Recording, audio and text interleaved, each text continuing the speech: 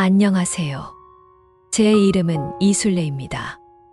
올해 72이지요. 오늘 여러분께 들려드릴 이야기는 제가 평생 살면서 겪은 일 중 가장 끔찍하면서도 가장 통쾌했던 사건입니다. 혹시 이 이야기가 도움이 되신다면 구독과 좋아요 한 번씩 눌러주시면 감사하겠습니다. 여러분도 언젠가는 저처럼 싸워야 할 순간이 올지 모르니까요. 그날은 4월의 마지막 목요일이었습니다.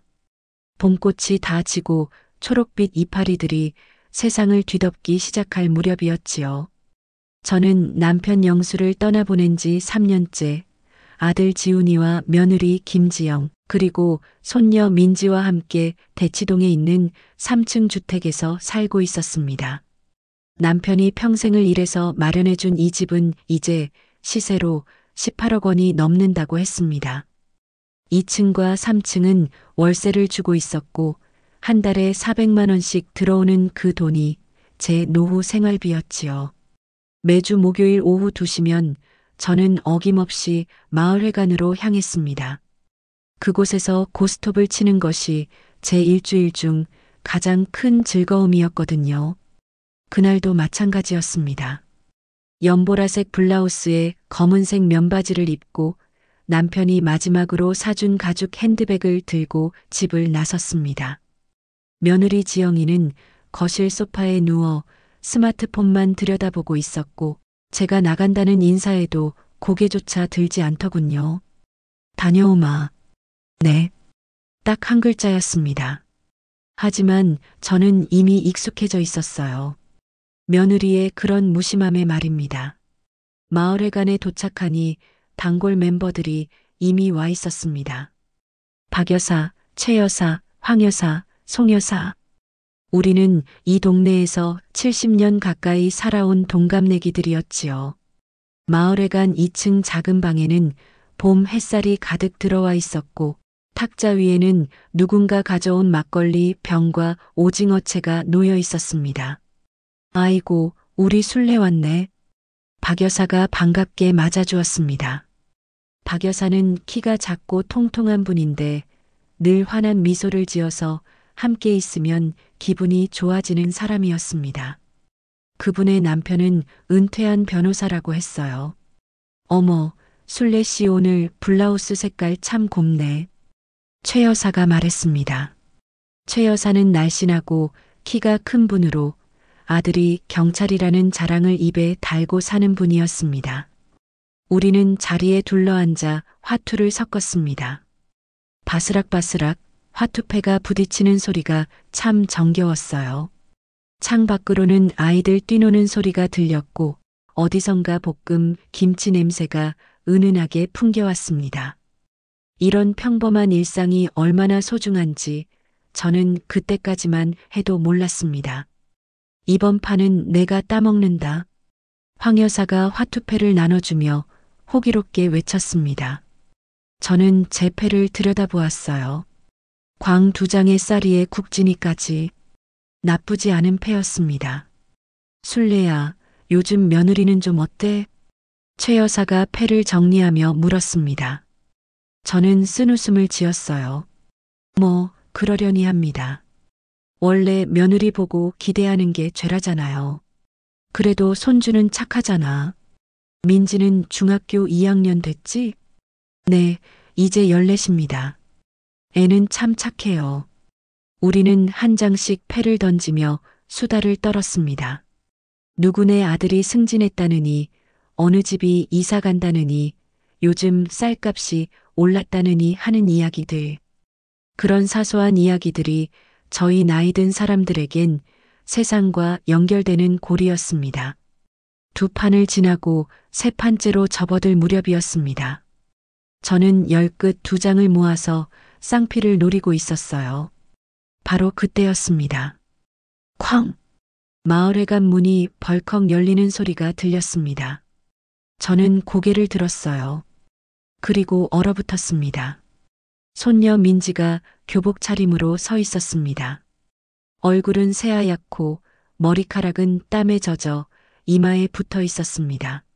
숨을 헐떡이고 있었고 두 눈에는 눈물이 그렁그렁 맺혀 있었어요.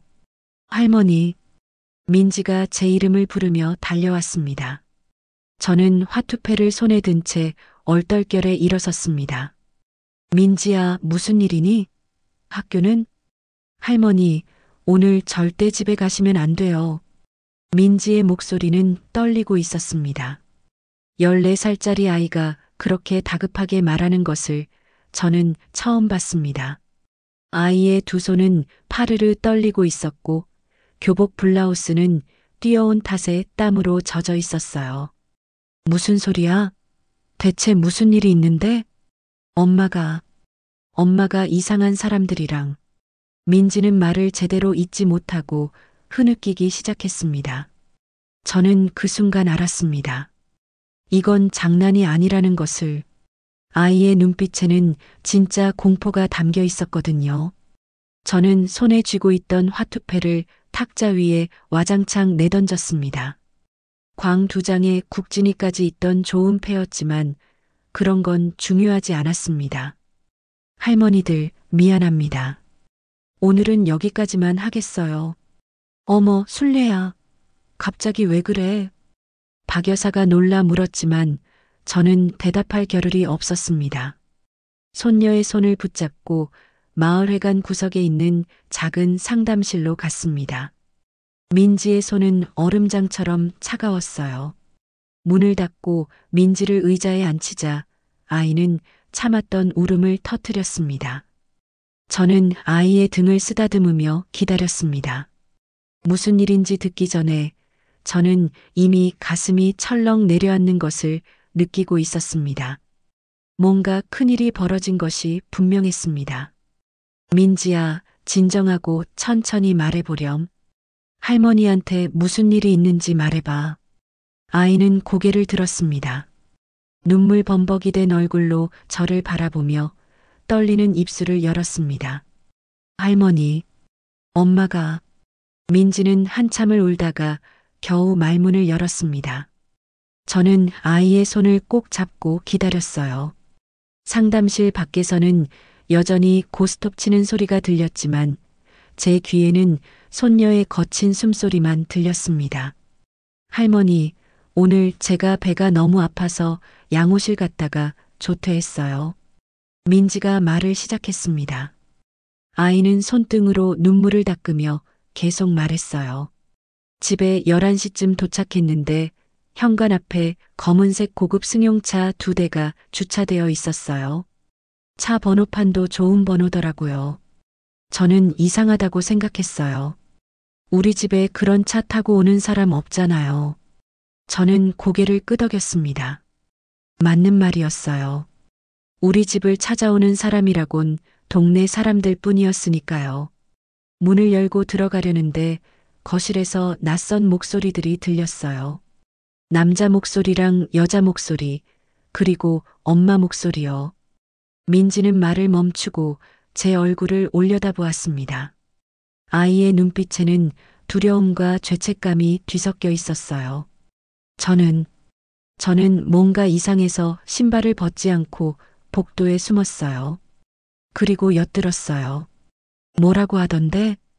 제 목소리도 떨리고 있었습니다. 가슴이 두근거려서 심장 소리가 귀에까지 들리는 것 같았어요.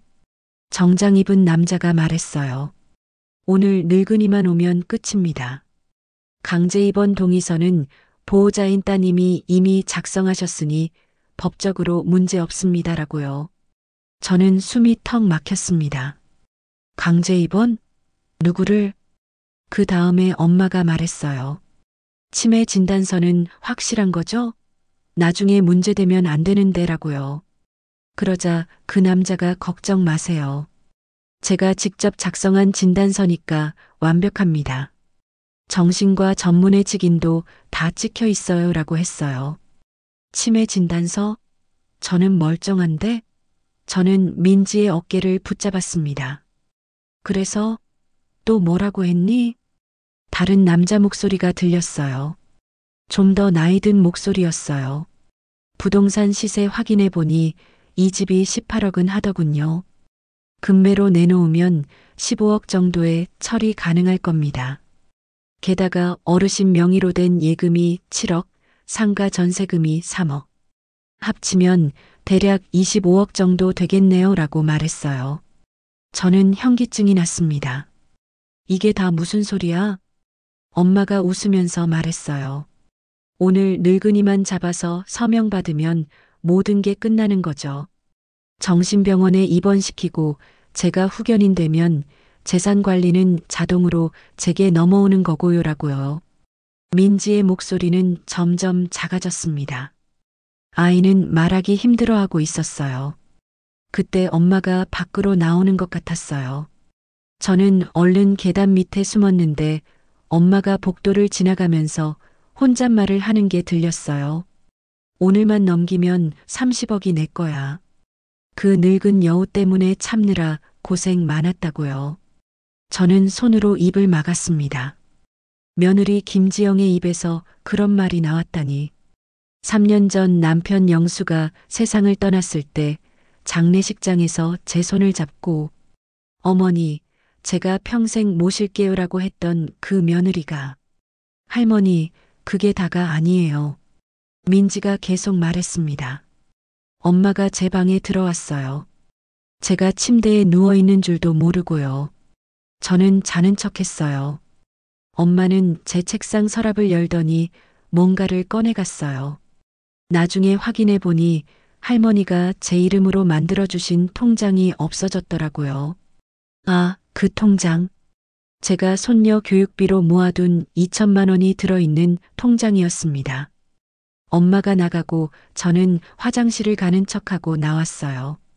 그리고 거실 쪽을 살짝 봤는데 민지는 몸을 떨었습니다. 할머니 방문이 열려 있었어요. 그 사람들이 할머니 방에서 서류를 꺼내고 있더라고요. 엄마가 옷장에서 뭔가를 찾고 있었어요. 아마 도장이나 인감증명서 같은 거 찾는 것 같았어요. 제 손이 주먹으로 쥐어졌습니다. 제 방에 함부로 들어가서 그때 엄마가 저를 봤어요. 엄마 얼굴이 확 변하더라고요. 그리곤 제 팔을 붙잡고 방으로 끌고 갔어요. 엄마가 말했어요. 넌 아무것도 못 봤어. 알았지? 엄마한테 들은 거 할머니한테 말하면 너도 시설 보낸다. 그리고 할머니도 정신병원 가시는 거야 라고요. 민지는 다시 울기 시작했습니다. 저는 아이를 꼭 안아주었어요. 그래서 어떻게 여기까지 왔니? 엄마가 방문을 잠그고 나갔어요. 저는 너무 무서웠어요. 할머니한테 알려드려야 하는데 어떻게 해야 할지 몰라서. 그래서 화장실 가는 척하고 창문으로 도망쳤어요. 베란다에서 바깥으로 뛰어내렸어요. 뭐, 그렇게 위험한 짓을. 할머니를 구해야 했어요. 엄마가 할머니 오시면 바로 병원으로 데려갈 거래요. 그 사람들이 대기하고 있대요. 저는 민지를 꼭 껴안았습니다.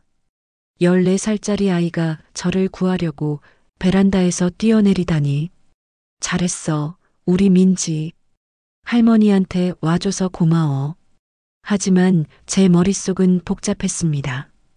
며느리가, 제 며느리 김지영이가 저를 정신병원에 보내고 제 재산을 빼앗으려고? 할머니, 그래서 오늘은 절대 집에 가시면 안 돼요. 엄마가 전화로 확인했어요.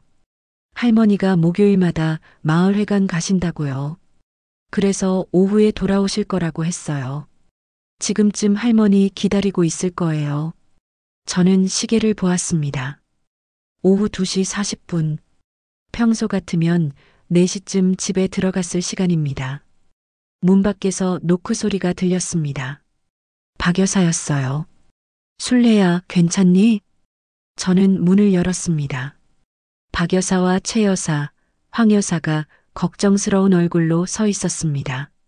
무슨 일이야? 민지가 왜 저렇게 울고 있어? 저는 입술을 깨물었습니다. 이제 어떻게 해야 하지? 집에도 못 들어가고 며느리는 저를 정신병원에 보내려 하고. 박 여사님, 저는 떨리는 목소리로 말했습니다. 도와주셔야겠어요. 큰일이 났습니다. 박 여사와 최 여사, 황 여사에게 상황을 간략히 설명하자 세 분의 얼굴이 사색이 되었습니다. 박 여사가 제일 먼저 입을 열었어요. 술래야, 지금 당장 경찰에 신고해야 해. 그런데 증거가 있어야 하지 않겠어요? 민지가 들은 얘기만으로는 제 목소리는 떨리고 있었습니다. 사실 저는 아직도 믿기지 않았어요. 제 며느리가 정말 그럴 수 있을까? 3년을 한 지붕 아래에서 밥을 먹고 살았는데 일단 집 근처라도 가서 확인해 봐야 하지 않을까요? 최 여사가 말했습니다. 최 여사의 아들이 경찰이라는 게 이럴 때 든든했어요. 그래, 일단 가보자. 우리도 같이 갈게. 박 여사가 제 손을 꼭 잡았습니다. 그 손의 온기가 제게 용기를 주었어요. 우리는 마을회관을 나섰습니다. 4월의 햇살은 따스했지만 제 등골에는 식은땀이 흐르고 있었습니다. 민지는 제 손을 꼭 잡고 걸었어요. 아이의 손은 여전히 차가웠습니다. 집까지는 걸어서 10분 거리였습니다. 우리는 집에서 2블록 떨어진 슈퍼 골목에 몸을 숨겼어요. 거기서 우리 집 현관이 보였습니다. 민지 말대로였습니다. 검은색 고급 승용차 2대가 현관 앞에 주차되어 있었어요. 일반인이 탈 만한 차가 아니었지요. 저기 좀 봐. 황 여사가 속삭였습니다. 현관 앞에 며느리 지영이가 서 있었습니다. 오늘따라 화려하게 차려입었더군요. 빨간색 원피스에 하이힐까지 신고 있었어요. 평소 집에서는 추리닝 바람으로 다니던 사람이 그 옆에 정장을 입은 남자 2명이 담배를 피우고 있었습니다. 우리는 슈퍼 구석에 숨어서 지켜보았습니다. 슈퍼 주인 아주머니가 뭐 하냐고 물었지만 최 여사가 손짓으로 조용히 하라고 했어요. 바람이 불어와서 지영이와 남자들의 대화가 희미하게 들려왔습니다. 늙은 여우가 빨리 들어와야 할 텐데. 지영이의 목소리였습니다. 늙은 여우? 그게 저를 가리키는 말이었을까요? 제 가슴이 철렁 내려앉았습니다. 보통 몇 시에 들어오신대요? 정장 입은 남자가 물었습니다. 4시쯤이요. 마을회관에서 고스톱 치다 오거든요. 조금만 기다리면 올 거예요. 지영이가 손목시계를 보며 말했습니다. 저는 그 순간 소름이 돋았어요. 며느리가 제 일과를 그렇게 세세히 파악하고 있었다니. 이번 동의서는 확실한 거죠? 당연하죠. 제가 보호자니까요. 법적으로 문제 없어요. 남자가 담배를 비벼 끄며 말했습니다. 저는 숨이 막혔습니다. 정말이었습니다. 민지가 거짓말을 한 게 아니었어요. 저 사람들이 정말로 저를 정신병원에 보내려고 기다리고 있었던 겁니다. 술래야, 우리 그냥 경찰 부르자. 박 여사가 제 팔을 잡았습니다. 하지만 그때였습니다. 지영이가 고개를 돌렸습니다. 그리고 저와 눈이 마주쳤어요. 순간 지영이의 얼굴이 굳었습니다. 놀람이 스쳐 지나갔지만 이내 억지 미소를 지으며 이쪽으로 달려왔습니다. 어머니, 거기서 뭐 하세요? 지영이의 목소리는 밝았지만 눈빛은 차갑게 식어 있었습니다. 저는 본능적으로 뒤로 물러섰어요. 어머니, 손님들이 기다리세요. 어서 들어가셔야죠. 무슨 손님? 제 목소리는 떨렸습니다. 어머니 건강검진 예약하신 거 있잖아요. 오늘 집에서 검진 받기로 했다고요. 지영이는 제 팔을 붙잡았습니다. 그 손에 힘이 들어가 있었어요. 나 그런 거 예약한 적 없어. 어머니, 또 잊으셨네요. 제가 어머니 위해서 특별히 모셔온 분들이에요. 건강검진 받으셔야 해요. 지영이는 저를 끌기 시작했습니다. 저는 박 여사를 돌아보았어요. 박 여사가 뭐라고 소리쳤지만 지영이는 더 세게 제 팔을 잡아당겼습니다. 어머니, 빨리요. 저는 저항할 겨를도 없이 끌려갔습니다. 뒤에서 민지가 할머니 하고 외치는 소리가 들렸지만 지영이는 아랑곳하지 않았어요. 현관문을 열고 들어가자 거실에 낯선 사람들이 앉아 있었습니다. 정장을 입은 남자 2명과 간호사 복장을 한 여자 1명. 그들은 제가 들어오자 일제히 일어섰어요. 어머님 오셨습니까? 키가 큰 남자가 다가왔습니다. 50대쯤 되어 보였고 머리를 깔끔하게 뒤로 넘긴 모습이었어요. 눈에는 철퇴 안경을 쓰고 있었습니다. 저는 A정신건강의학과 원장 최민수라고 합니다. 남자가 명함을 내밀었습니다. 저는 명함을 받지 않았어요. 나는 정신과 갈 일 없는데요. 어머님, 요즘 건망증이 심하시잖아요. 지영이가 제 옆에 바짝 붙어 말했습니다. 어제도 가스레인지 켜놓고 외출하실 뻔했잖아요.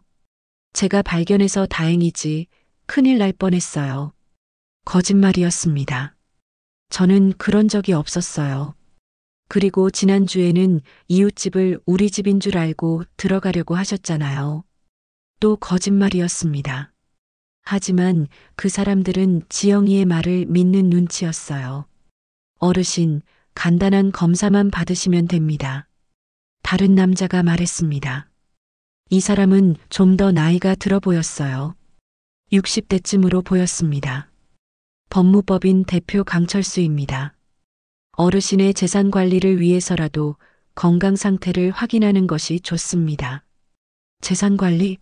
저는 그 말에 화들짝 놀랐어요. 제 재산은 제가 관리합니다. 어머니, 괜히 흥분하지 마세요. 어머니를 위한 일이에요. 지영이가 제 어깨를 눌렀습니다.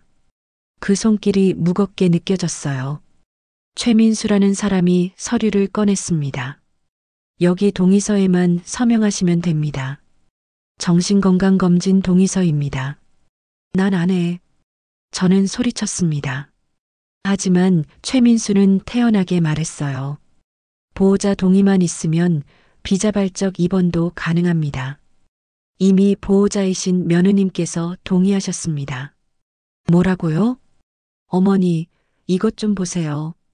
지영이가 또 다른 서류를 꺼냈습니다. 거기에는 병원 도장이 찍혀 있었고 치매 진단서라고 적혀 있었어요. 어머니는 이미 경도 치매 진단을 받으셨어요. 여기 의사 소견서도 있고요. 그게 무슨 소리야? 나 병원 간 적 없어. 하지만 제 항변은 소용없었습니다. 간호사 복장을 한 여자가 가방에서 주사기를 꺼냈어요. 진정제입니다. 편하게 가시죠. 저는 공포에 사로잡혔습니다. 이대로 끌려가면 정말로 정신병원에 갇히는 거였어요. 그리고 제 재산은 모두 지영이 손에 넘어가는 거고요. 화장실 좀 가야겠어요. 저는 다급하게 말했습니다. 어머니, 지금요? 급해. 저는 지영이의 손을 뿌리치고 화장실로 향했습니다. 지영이가 뒤따라왔어요. 빨리 다녀오세요. 10분만 기다릴게요. 화장실 문을 닫는 순간 저는 온몸에 힘이 빠지는 것을 느꼈습니다. 어떻게 해야 하지? 여기서 나가면 저 사람들이 저를 끌고 갈 거였어요. 그때 눈에 들어온 것이 화장실 작은 창문이었습니다. 창문 너머로는 뒷마당이 보였어요. 그리고 뒷마당 담장 너머는 골목이었습니다. 저는 결심했습니다. 변기 뚜껑을 밟고 창문으로 올라갔어요. 72의 몸으로 이런 짓을 한다는 것이 믿기지 않았지만 선택의 여지가 없었습니다. 창문을 열고 밖으로 기어나갔습니다. 뒷마당 흙바닥에 털썩 떨어졌어요. 무릎이 아팠지만 일어섰습니다. 담장을 기어올라 골목으로 넘어갔어요. 뒤에서 지영이의 목소리가 들렸습니다. 어머니, 어머니. 저는 뒤돌아보지 않고 골목을 달렸습니다. 숨이 턱까지 차올랐지만 멈출 수 없었어요. 박 여사 집으로 가야 했습니다. 박 여사 집 대문을 두드리는 제 손은 파들파들 떨리고 있었습니다. 온몸이 땀으로 범벅이 되어 있었고 무릎에서는 피가 흘러내리고 있었어요. 담을 넘다가 긁힌 상처였습니다. 문이 열렸습니다. 박 여사가 놀란 얼굴로 저를 맞았어요. 술래야. 세상에, 이게 무슨 꼴이야. 저는 그 순간 힘이 풀려 주저앉았습니다. 박 여사가 저를 부축해서 안으로 들어왔어요. 거실 소파에 앉히자마자 민지가 달려와 제 품에 안겼습니다. 할머니, 할머니. 민지는 울고 있었습니다. 저도 눈물이 났어요. 하지만 울 시간이 없었습니다. 물 좀 주세요. 박 여사가 물을 가져왔습니다. 저는 벌컥벌컥 물을 마셨어요. 목구멍이 타는 것 같았습니다. 술래야, 대체 무슨 일이야? 경찰 불러야 하는 거 아니야? 최 여사가 옆에 앉으며 물었습니다. 일단 제 상황을 정리해야겠어요. 저는 떨리는 손으로 핸드백을 열었습니다. 다행히 핸드폰이 들어 있었어요. 민지가 미리 챙겨준 것이었습니다. 박 여사님, 남편분이 변호사시죠? 응, 근데 지금은 은퇴하셨어. 그래도 좀 봐주실 수 있을까요? 법적인 조언이 필요해요. 박 여사는 즉시 남편을 불렀습니다. 박기철 변호사는 70대 중반의 품이 있는 분이었어요. 흰머리를 단정하게 빗어넘기고 집에서도 깔끔한 셔츠를 입고 계셨습니다. 무슨 일이신지 차근차근 말씀해 보세요. 저는 민지가 들은 이야기와 제가 직접 겪은 일을 모두 설명했습니다. 박 변호사는 메모를 하며 들었어요. 일단 통장부터 확인해 봐야겠습니다. 박 변호사가 말했습니다. 저는 핸드폰으로 은행 어플을 켰습니다. 손이 떨려서 비밀번호를 2번이나 잘못 눌렀어요. 로그인이 되었습니다. 저는 월세 통장부터 확인했습니다. 잔액이 0원이었습니다. 저는 눈을 의심했어요. 분명 1년 전까지만 해도 4천만 원이 넘게 있었는데 이게 무슨... 거래 내역을 확인했습니다. 매달 400만 원씩 들어오던 월세가 전부 며느리 김지영 명의 계좌로 이체되어 있었어요. 제 목소리는 떨렸습니다. 다음으로 생활비 통장을 확인했습니다. 이 통장에는 아들 지훈이가 매달 300만 원씩 넣어주는 돈이 들어왔어요. 하지만 잔액은 52만 원밖에 없었습니다. 거래 내역을 보니 매달 300만 원이 들어오면 250만 원이 즉시 지영이 계좌로 빠져나갔어요. 2억이 넘는 은행 잔고가 모두 없어졌습니다. 저는 계산하면서 숨이 막혔습니다. 술래 씨, 이건 명백한 횡령입니다. 박 변호사가 안경을 벗으며 말했습니다. 보호자라고 해도 본인 동의 없이 이렇게 돈을 빼갈 순 없어요. 더 있어요, 할머니. 민지가 떨리는 목소리로 말했습니다. 엄마가 할머니 명목으로 제 교육비 받았잖아요. 근데 제 실제 학원비는 한 달에 70만 원이에요. 엄마는 할머니한테 200만 원 받았다고 했어요. 3년 동안이요. 매달 130만 원씩 더 받은 거예요. 저는 계산했습니다. 3년이면 36개월. 130만 원 곱하기 36이면 4,680만 원. 그럼 지금까지 빼돌린 돈이... 박 변호사가 계산기를 두드렸습니다. 2억 5천만 원 정도 되는군요. 2억 5천만 원. 제 머리가 하얗게 변하는 것 같았어요. 하지만 더 큰 문제가 있습니다. 박 변호사가 심각한 얼굴로 말했습니다. 술래 씨 명의 부동산과 예금은 얼마나 됩니까? 집이 18억 정도 하고요. 남편이 남긴 예금이 7억 있어요. 그리고 상가 전세금이 3억인데 다음 달에 받기로 했고요. 상가 전세금요? 박 변호사의 표정이 굳었습니다. 혹시 집주인한테 전화해 보시겠어요? 지금 당장. 저는 상가 집주인 번호를 찾아 전화를 걸었습니다. 3번의 신호음 끝에 집주인이 받았어요. 여보세요, 사장님. 저 이순례입니다. 아, 사모님. 무슨 일이세요? 다음 달 전세금 받는 거 맞죠? 확인 좀 하려고요. 네. 사모님, 며느님한테 이미 말씀드렸는데요. 제 심장이 쿵 내려앉았습니다. 무슨 말씀이세요? 며느님이 일주일 전에 연락하셨어요. 사모님 치매가 있으셔서 당신이 대신 받겠다고요. 그래서 다음 달에 며느님 계좌로 입금하기로 했습니다. 제가 언제 치매래요? 제 목소리가 커졌습니다. 저 멀쩡합니다. 절대로 며느리 계좌로 보내시면 안 됩니다. 네. 그럼 어떻게 제 계좌로 보내셔야 해요. 제가 집주인입니다. 통화를 끊고 나니 손이 부들부들 떨렸습니다. 3억까지 빼앗길 뻔했어요. 그럼 지금 며느리가 노리는 돈이 박 변호사가 다시 계산했습니다. 집 18억, 예금 7억, 전세금 3억, 기타 자산 2억, 합치면 30억입니다. 그리고 이미 빼돌린 2억 5천만 원까지 합치면 32억 5천만 원. 저는 그 숫자를 듣고 정신이 아찔해졌습니다. 할머니, 엄마 카톡 떠 있어요. 민지가 자기 핸드폰을 보여줬습니다.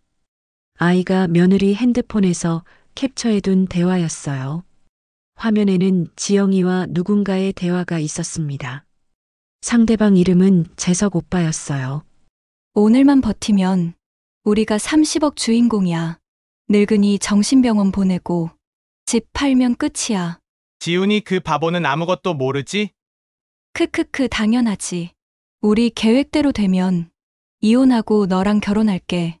저는 핸드폰을 떨어뜨릴 뻔했습니다. 불륜까지 저지르고 있었던 거였어요. 술래야, 지훈이한테 전화해봐. 최 여사가 말했습니다. 저는 떨리는 손으로 아들에게 전화를 걸었습니다. 중국 출장 중이라 국제 전화였어요.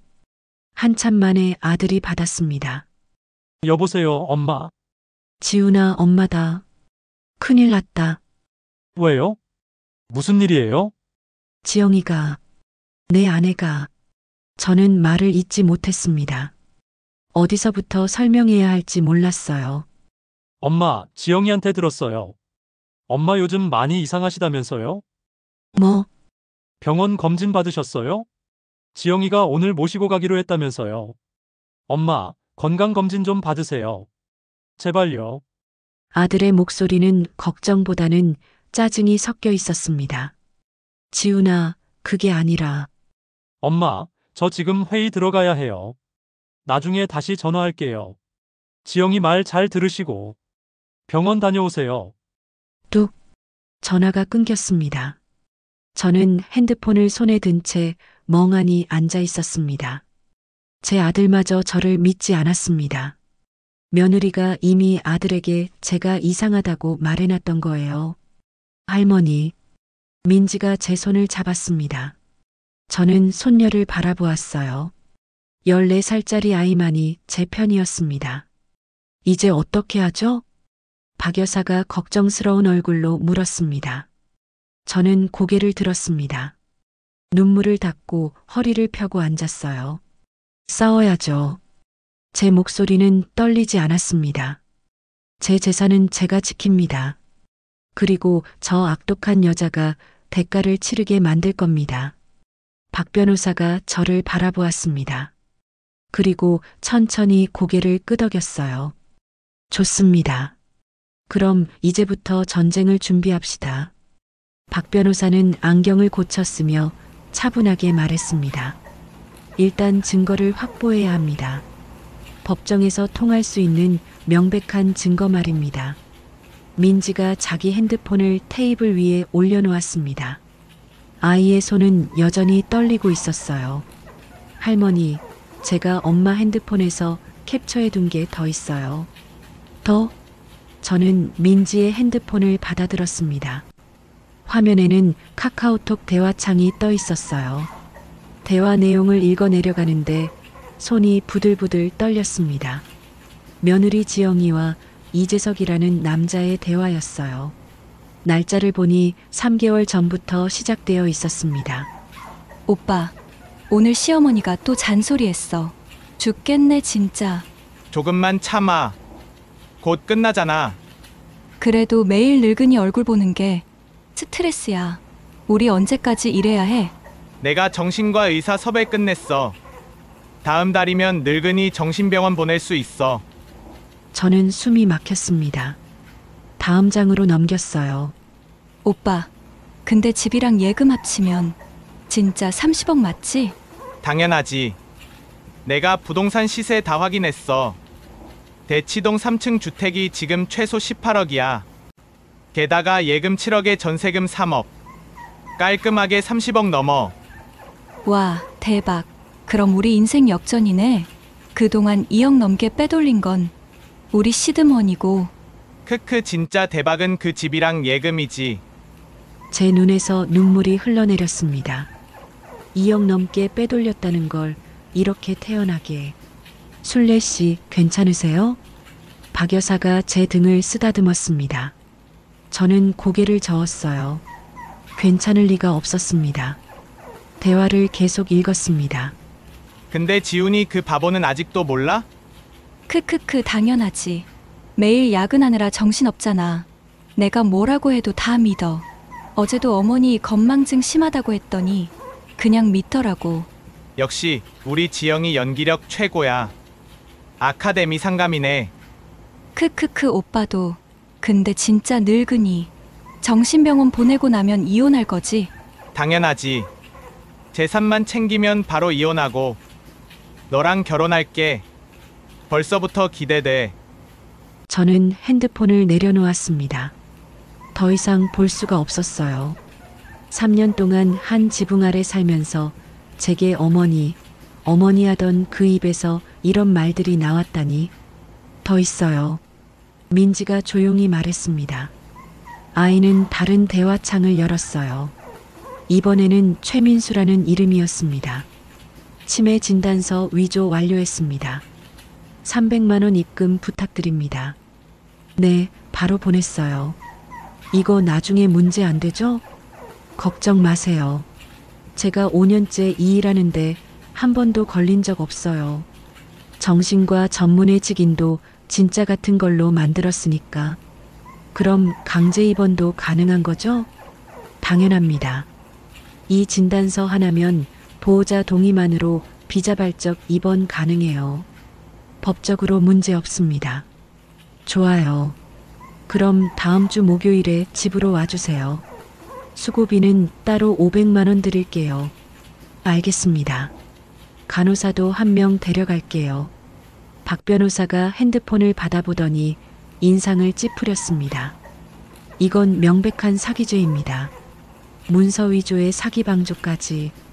이 최민수라는 사람은 의사 면허도 없을 겁니다. 확인할 수 있나요? 물론입니다. 박 변호사는 자기 핸드폰으로 어디론가 전화를 걸었습니다. 잠시 후 통화를 마치고 말했어요. 최민수라는 이름으로 등록된 정신과 전문의는 없습니다. 완전히 가짜예요. 최 여사가 벌떡 일어났습니다. 내가 우리 아들한테 전화해 볼게. 경찰한테 이런 증거 보여주면 바로 입건할 수 있을 거야. 최 여사는 아들에게 전화를 걸어 상황을 설명했습니다. 최 형사라는 분은 즉시 오겠다고 했대요. 민지가 또 다른 대화창을 열었습니다. 이번에는 지영이와 재석의 오래된 대화였어요. 5년 전이었어요. 오빠를 다시 만나게 되다니 꿈만 같아. 나도. 너랑 헤어지고 얼마나 힘들었는 줄 알아? 그때는 어쩔 수 없었어. 아버지가 파산 직전이라 가난한 오빠를 부모님이 허락할 수가 없었어. 그래서 맞선으로 만나 부랴부랴 결혼했던 거지. 이제 우리 다시 만나도 되지 않을까? 그때부터 두 사람은 계속 연락을 주고받았습니다. 지영이가 결혼하고 나서도 아이를 낳고 나서도 만남이 계속되었던 것입니다. 제 손에 쥐어진 핸드폰이 흐려졌습니다. 눈물 때문이었어요. 결혼부터가 거짓이었던 겁니다. 제 아들은 처음부터 이용당한 거였어요. 할머니, 이것도 봐요. 민지가 가장 최근 대화를 보여줬습니다. 이틀 전 대화였어요. 민지 그 애가 자꾸 수상하게 쳐다봐. 설마 눈치챈 거 아니야? 모르겠어. 근데 애가 내 핸드폰 보려고 한 것 같아. 조심해. 괜히 애한테 들키면 안 되잖아. 걱정 마. 나중에 시설이라도 보내버리면 돼. 시설? 응. 어차피 이혼하면 애는 지훈이가 키울 건데 만약에 지훈이가 안 키운다고 하면 시설로 보내면 돼. 민지는 울고 있었습니다. 저는 손녀를 꼭 안아주었어요. 우리 민지 괜찮아. 할머니가 절대 그런 일 없게 할게. 30분쯤 지나서 최 형사가 도착했습니다. 40대 초반으로 보이는 단정한 인상의 남자였어요. 경찰 신분증을 보여주며 인사했습니다. 최동욱 경위입니다. 어머님께서 말씀하신 내용 들었습니다. 최 형사는 민지의 핸드폰을 받아보더니 고개를 끄덕였습니다. 이 정도 증거면 충분합니다. 사기죄, 횡령죄, 문서 위조죄로 입건 가능해요. 그럼 당장 체포할 수 있나요? 제가 다급하게 물었습니다. 현행범이 아니면 영장이 필요합니다. 하지만 이 증거들을 법원에 제출하면 영장은 나올 겁니다. 시간이 얼마나 걸리나요? 빠르면 이틀, 늦으면 사흘입니다. 박 변호사가 끼어들었습니다. 그 사이에 며느리가 또 무슨 짓을 할지 몰라요. 재산을 빼돌리거나 도망갈 수도 있고요. 그래서 제안이 하나 있습니다. 최 형사가 말했습니다. 며느리를 함정에 유인하는 겁니다. 본인이 직접 범죄를 저지르는 현장을 잡으면 현행범으로 체포할 수 있어요. 어떻게요? 순례 씨께서 며느리한테 연락하는 겁니다. 검진 받는 게 맞는 것 같다고 내일 공개적인 장소에서 서류 작성하겠다고요. 공개적인 장소요? 예를 들면 마을회관 같은 곳이요. 거기에 증인들을 모아두는 겁니다. 그리고 며느리가 위조 서류를 내밀고 서명을 강요하는 순간 우리가 들어가서 현행범으로 체포하는 거죠. 저는 생각했습니다. 마을회관. 매주 목요일 고스톱을 치던 그곳. 좋습니다. 그렇게 하겠습니다. 박 여사가 제 손을 잡았습니다.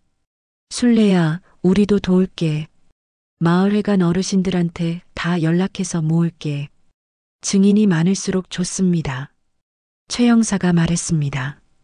그리고 며느리가 가져올 위조 서류, 통장 거래 내역, 이 카톡 대화들, 이 모든 걸 대형 화면에 띄워서 공개하는 겁니다. 저는 천천히 고개를 끄덕였습니다. 가슴 속에서 뜨거운 무언가가 끓어오르고 있었어요. 두려움이 아니었습니다. 분노도 아니었습니다. 그건 제 인생을 되찾겠다는 결연한 의지였습니다. 언제 하면 좋을까요? 내일 목요일이 좋겠습니다. 어차피 순례 씨께서 매주 목요일에 마을회관 가시잖아요. 자연스럽게 보일 겁니다. 저는 심호흡을 했습니다. 내일, 모든 게 결정되는 날. 알겠습니다. 그렇게 하겠습니다. 밤이 깊어가고 있었습니다. 박 여사가 저와 민지에게 자기 집에서 자고 가라고 했어요. 저는 고맙게 받아들였습니다. 오늘 밤 우리 집으로 돌아갈 순 없었으니까요.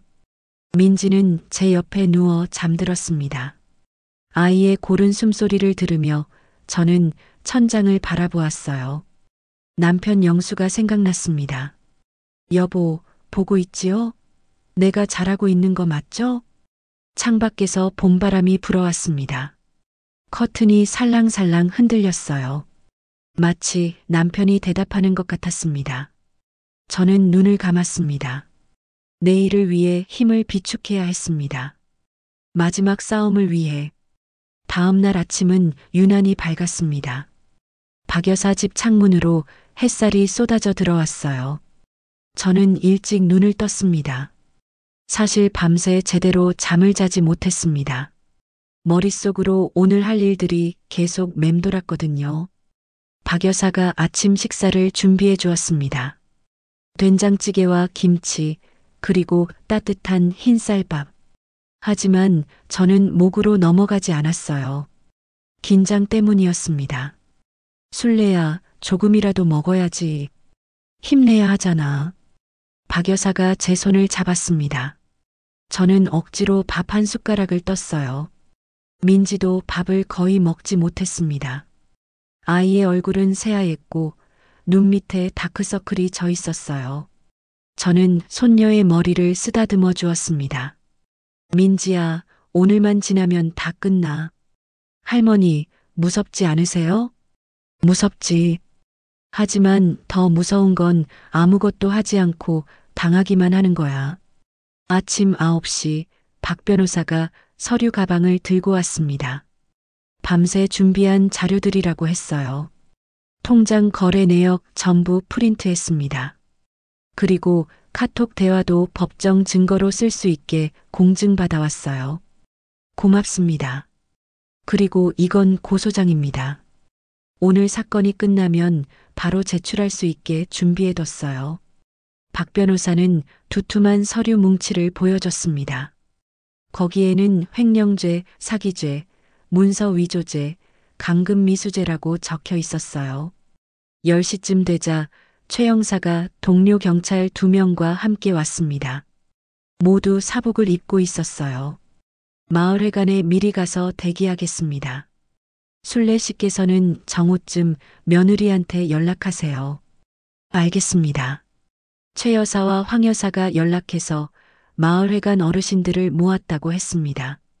30명 정도 모일 거라고 했어요.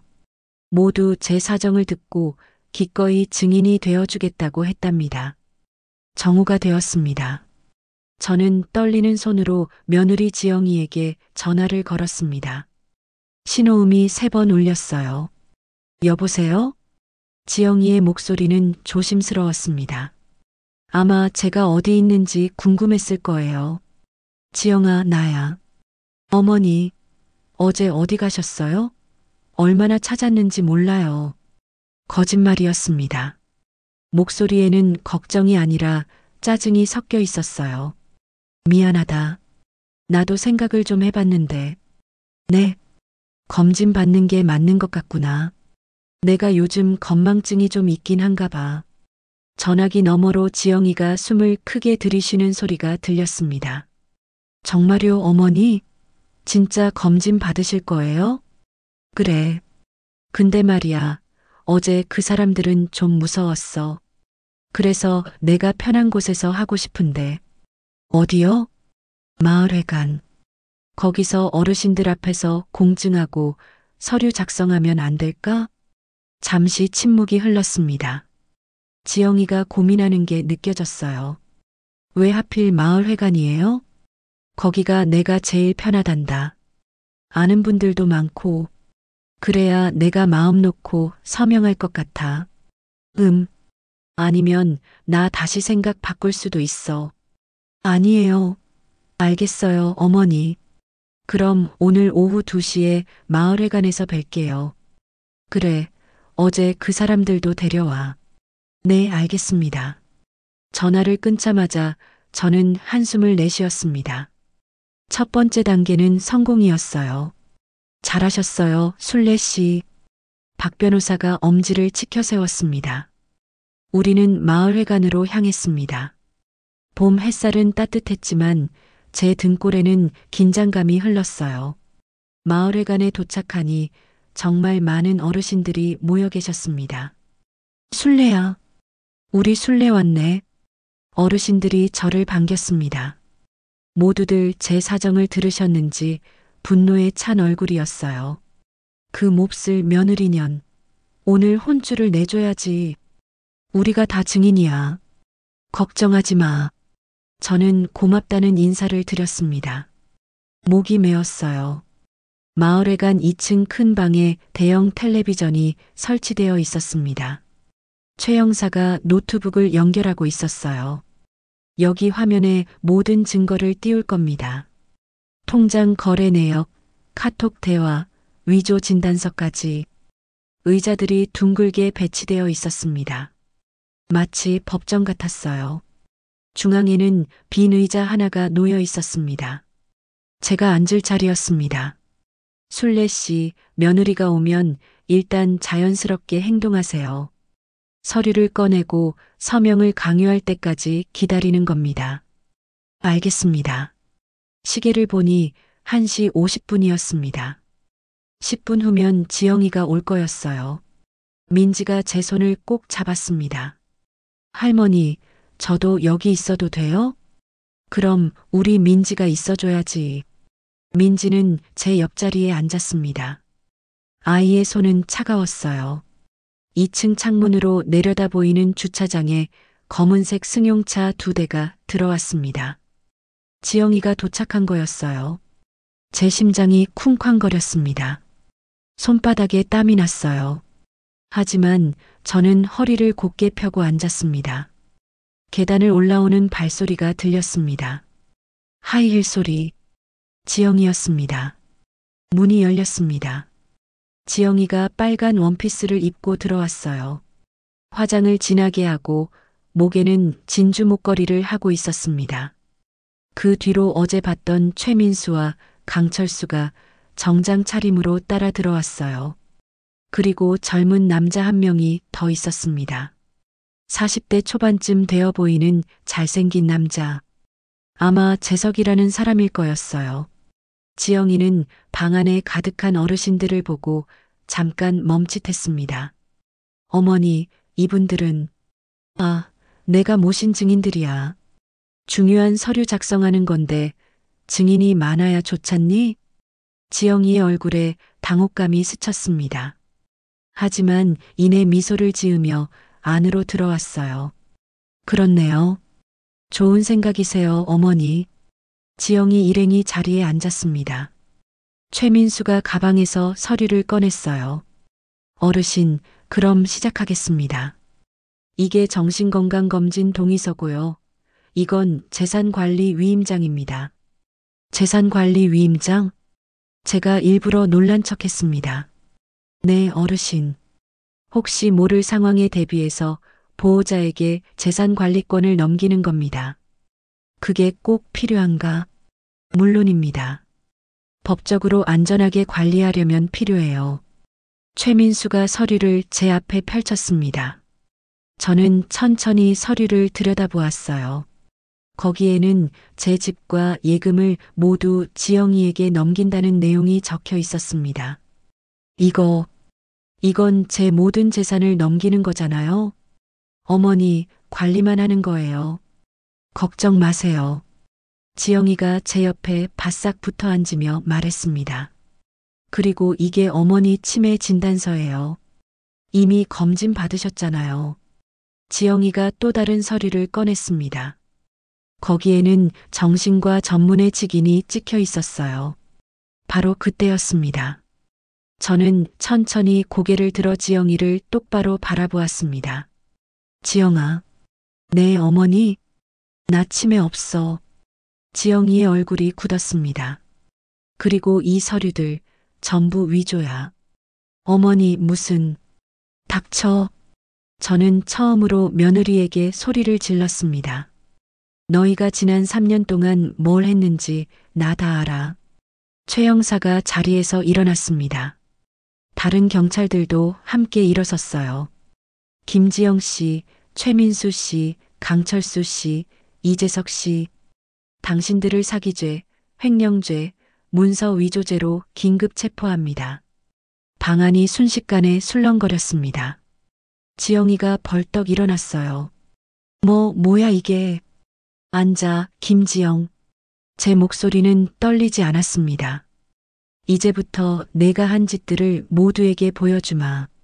최 형사가 노트북을 조작했습니다. 대형 화면에 통장 거래 내역이 떴어요. 여러분, 잘 보십시오. 이게 제 며느리가 3년간 빼돌린 돈입니다. 화면에 숫자들이 나타났습니다. 2억 5천만 원. 어르신들 사이에서 경악의 탄성이 터져 나왔습니다. 그 다음 화면에는 카톡 대화가 떴어요. 지영이와 재석의 대화. 둘의 불륜 증거. 그리고 이게 내 며느리의 진짜 얼굴입니다. 지영이는 얼굴이 새하얗게 질린 채 주저앉았습니다. 모든 진실이 빛 아래 드러나는 순간이었습니다. 대형 텔레비전 화면에는 며느리 지영이와 재석의 카톡 대화가 또렷하게 떠 있었습니다. 방 안의 모든 시선이 화면에 쏠려 있었어요. 저는 천천히 입을 열었습니다. 여러 어르신 여러분, 제 이야기 좀 들어주십시오. 제 목소리는 떨리지 않았습니다. 오히려 또렷하고 단단했어요. 저는 지난 3년 동안 제 며느리를 믿었습니다. 남편을 잃고 의지할 곳 없을 때 이 사람이 제 손을 잡고 평생 모시겠다고 했거든요. 저는 그 말을 믿었어요. 화면이 바뀌었습니다. 통장 거래 내역이 하나씩 나타났어요. 하지만 이 사람은 제가 모르는 사이 월세 통장을 관리한다며 2년 동안 9,600만 원을 빼돌렸습니다. 어르신들 사이에서 한숨소리가 새어나왔습니다. 생활비 통장에서는 3년간 1억 1,800만 원을 가져갔습니다. 제 아들이 어머니 드리라고 넣어준 돈을요. 세상에, 누군가가 중얼거렸습니다. 그리고 손주 교육비 명목으로 약 5천만 원을 더 빼갔습니다. 합치면 2억 5천만 원입니다. 지영이가 벌떡 일어났습니다. 어머니, 그건 제가 관리해드린 거예요. 어머니 혼자서는 못하시잖아요. 관리? 저는 지영이를 똑바로 바라보았습니다. 내 명품 가방 사는 게 관리야? 내 얼굴에 보톡스 맞는 게 관리야? 최 형사가 다음 화면을 띄웠습니다. 명품 가게 영수증들이었어요. 모두 지영이 이름으로 된 것들이었습니다. 루이비통 가방 450만 원, 샤넬 가방 600만 원, 에르메스 지갑 200만 원. 박 변호사가 영수증을 하나씩 읽어내려갔습니다. 총 9,500만 원어치의 명품을 구매했습니다. 모두 순례 씨 돈으로요. 그건 제가 번 돈이에요. 지영이가 소리쳤습니다. 번 돈? 제가 차갑게 웃었습니다. 넌 일도 안 하잖아. 대체 뭘 해서 번 돈이야? 지영이는 대답하지 못했습니다. 얼굴이 새빨개졌어요. 화면이 다시 바뀌었습니다. 이번에는 카톡 대화였어요. 지영이와 재석의 대화. 오빠, 오늘 시어머니 돈으로 가방 샀어. 이쁘지? 우리 지영이 제일 이뻐. 조금만 참아. 곧 30억 다 우리 거야.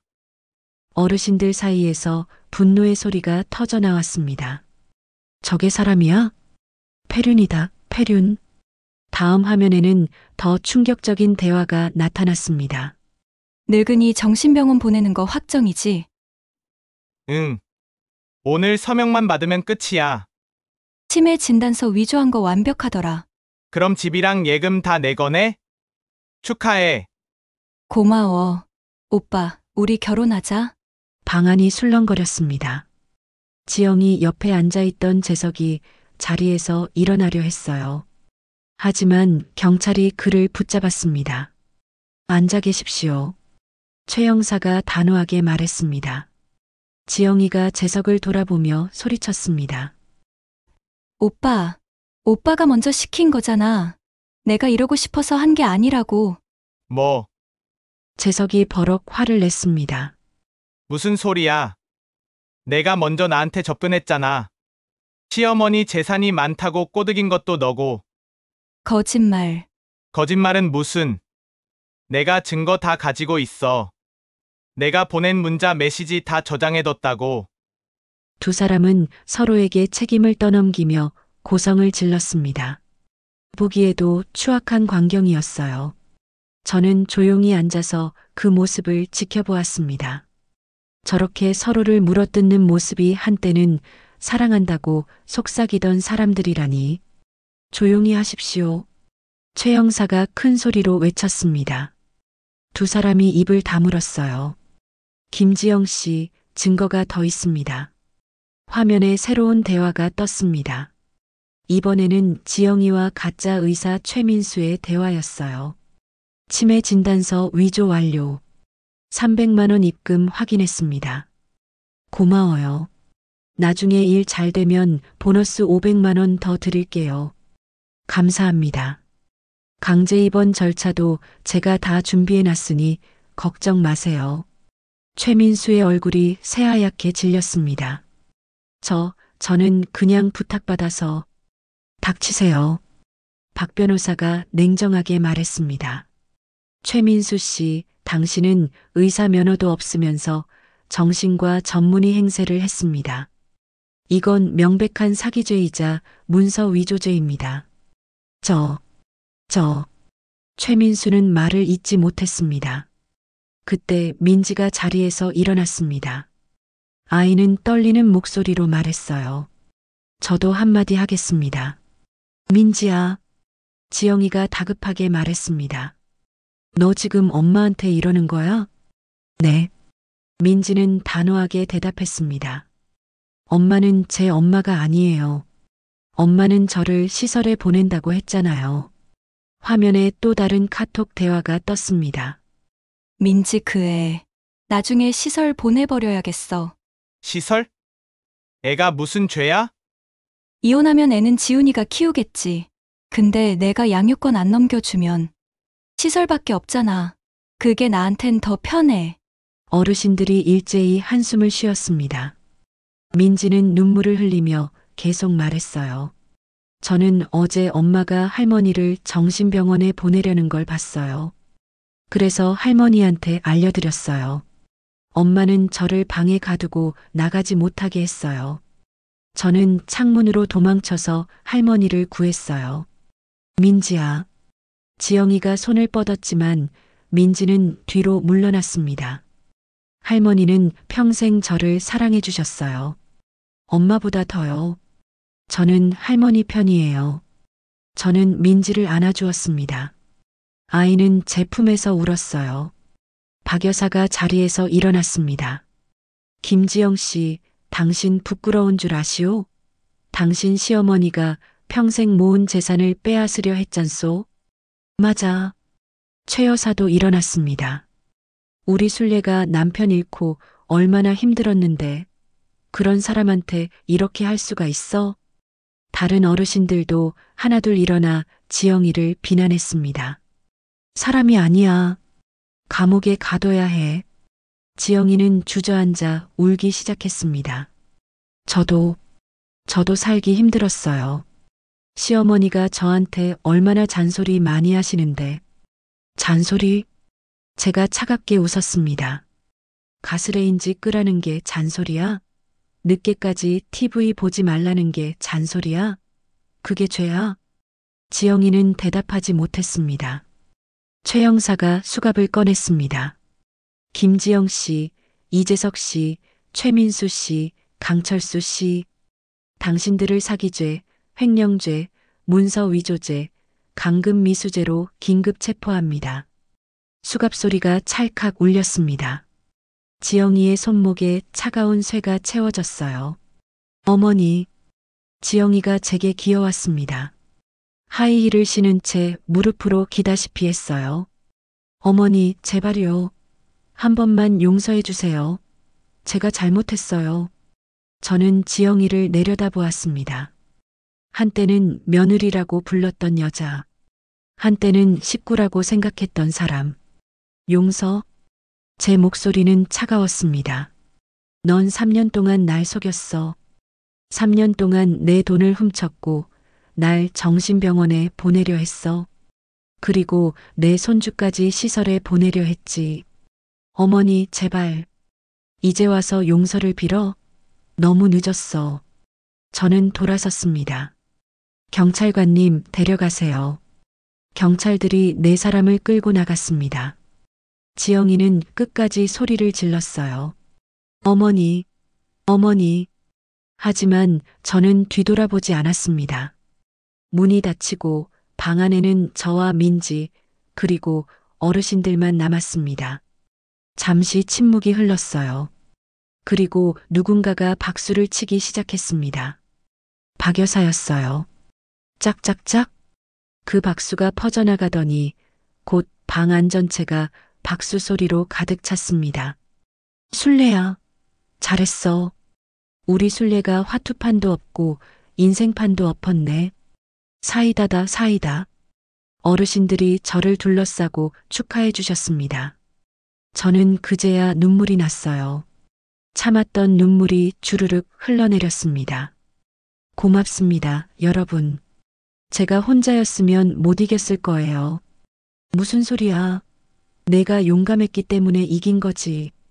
박 여사가 제 손을 꼭 잡았습니다. 창밖으로 경찰차가 떠나가는 게 보였습니다.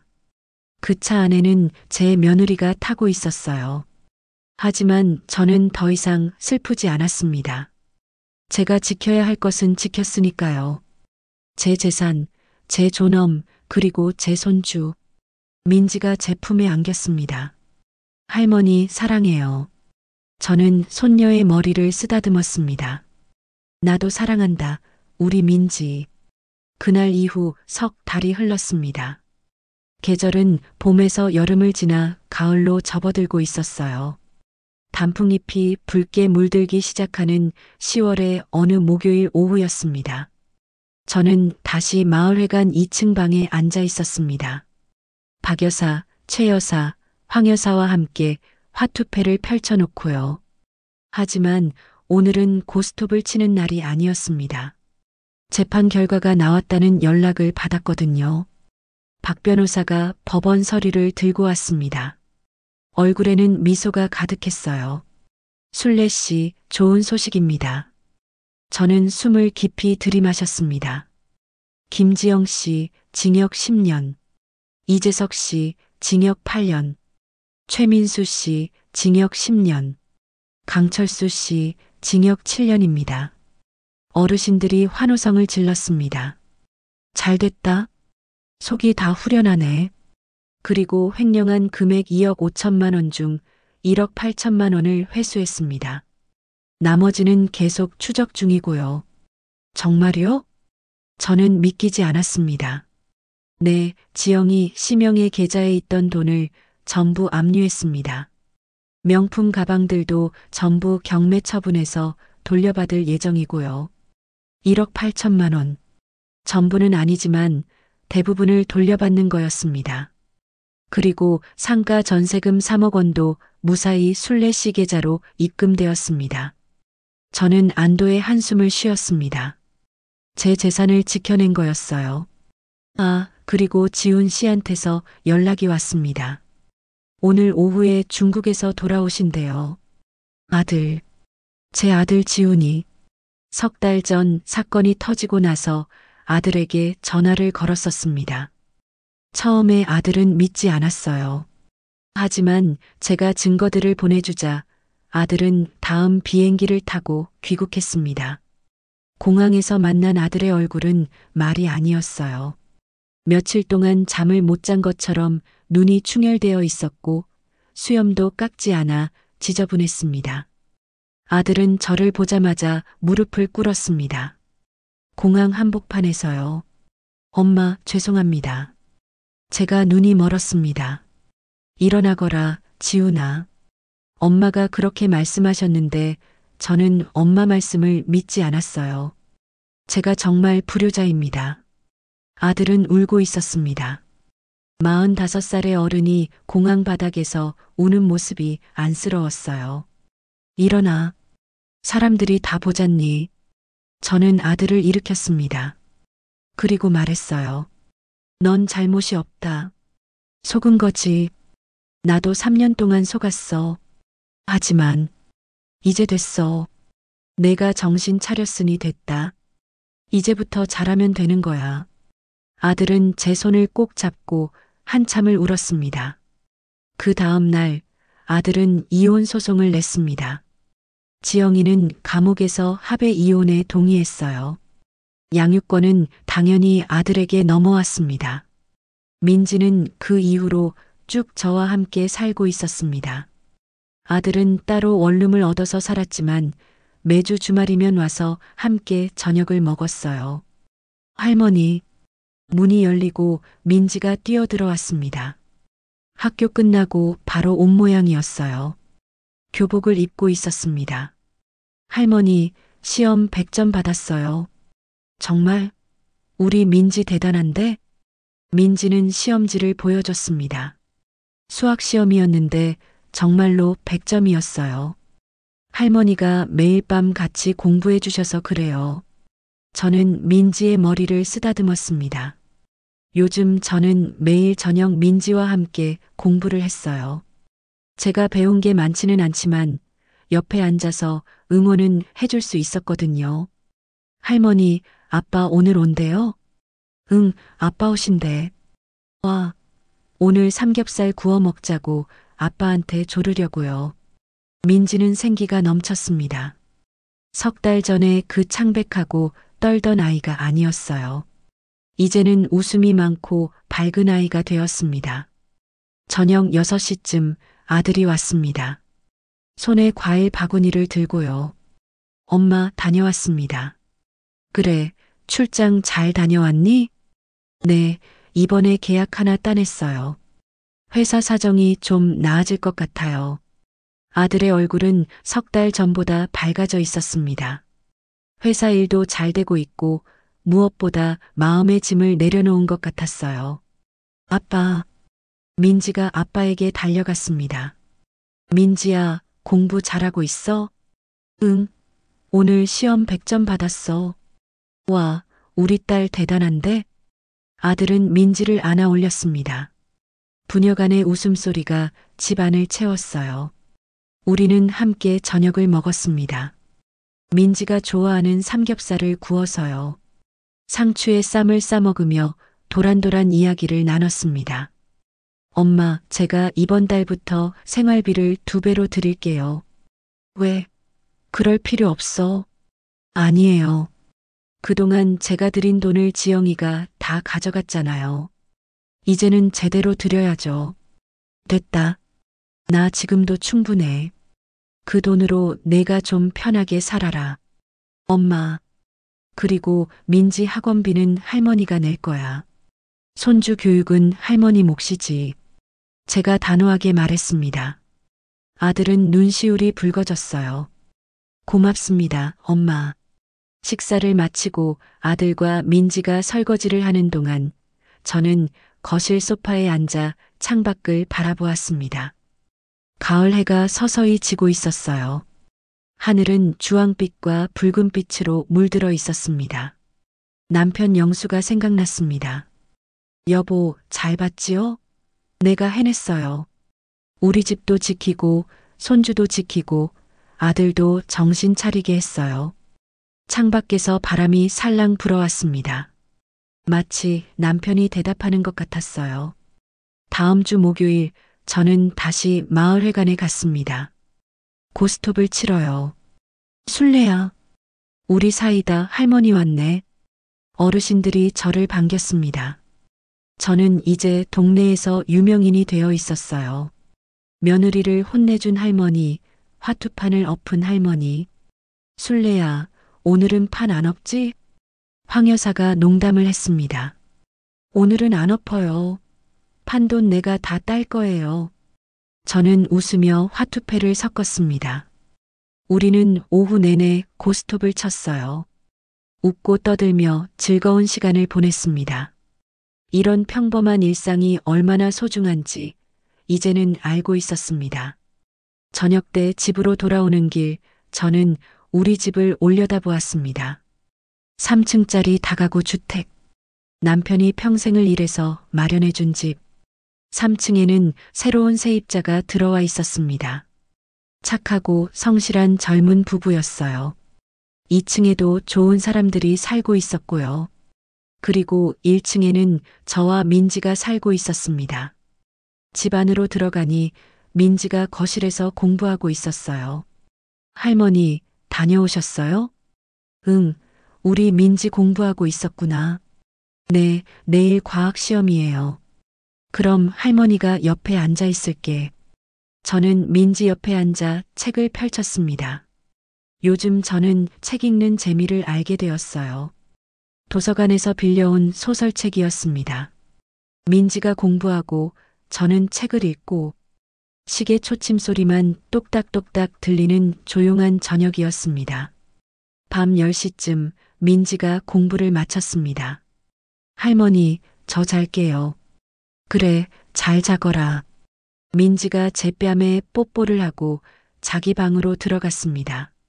저는 거실 불을 끄고 제 방으로 향했습니다. 침대 옆 탁자에는 남편 사진이 놓여 있었어요.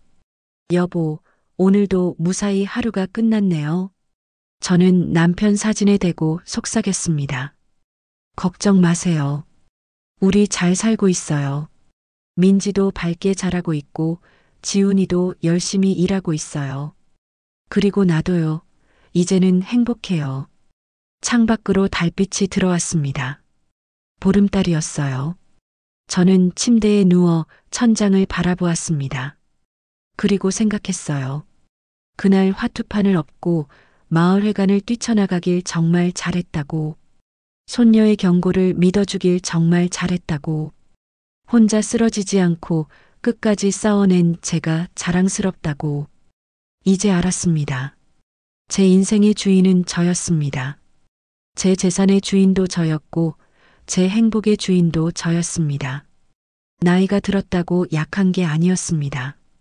나이가 들었기에 더 지혜로운 것이었어요. 저는 눈을 감았습니다. 내일은 또 어떤 하루가 펼쳐질까요? 기대되었습니다. 민지와 함께 아침을 먹고 아이를 학교에 보내고 장을 보러 가고 목요일이면 마을회관에서 고스톱을 치고 주말이면 아들과 함께 저녁을 먹는 그런 평범하고 소중한 일자들. 그것이 제가 지켜낸 것이었습니다. 그리고 그것으로 충분했습니다. 창밖에서 가을바람이 불어왔습니다. 커튼이 살랑살랑 흔들렸어요. 저는 미소를 지으며 잠들었습니다. 편안하고 행복한 잠이었습니다. 구독과 좋아요 부탁드립니다. 감사합니다.